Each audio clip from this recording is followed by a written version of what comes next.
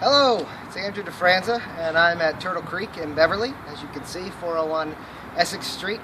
This is a building that is designed and used for elders on fixed incomes. We're in the middle of a huge renovation project, between $3.5 and $4 million. I'm standing on a parking lot that is brand new. We just finished ripping it up all the way to the dirt and putting it back together again, which gave us an interesting opportunity while the parking lot was getting repainted and repaved.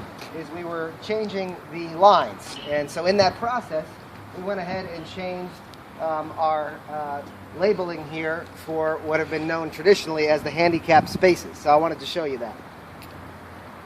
If you walk over here.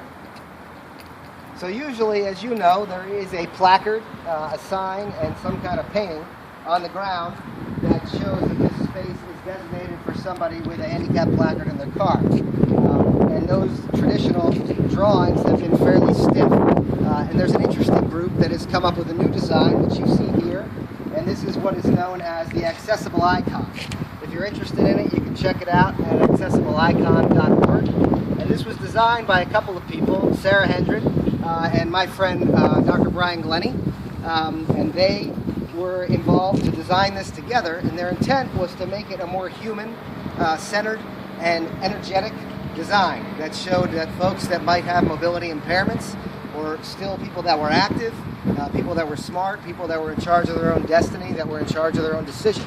And so they changed the way the design is now to show a more forward lean, to show more active on the wheel, and this whole thing has just gotten huge. They recently were in MoMA in New York for a big installation of this.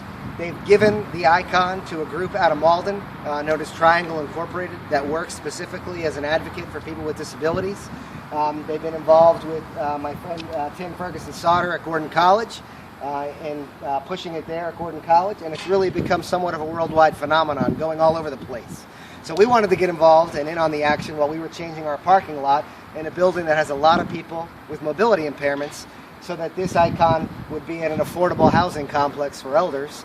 And people would know that we're interested in the people who live here, the people who might have mobility impairments, and that we're respecting and hopeful for their autonomy and their humanity. So big props and big thanks to Sarah Hendren and to Brian Glennie, to Tim Ferguson-Sauter, to my friend Jeff Gentry, and all the people at Triangle for doing great work.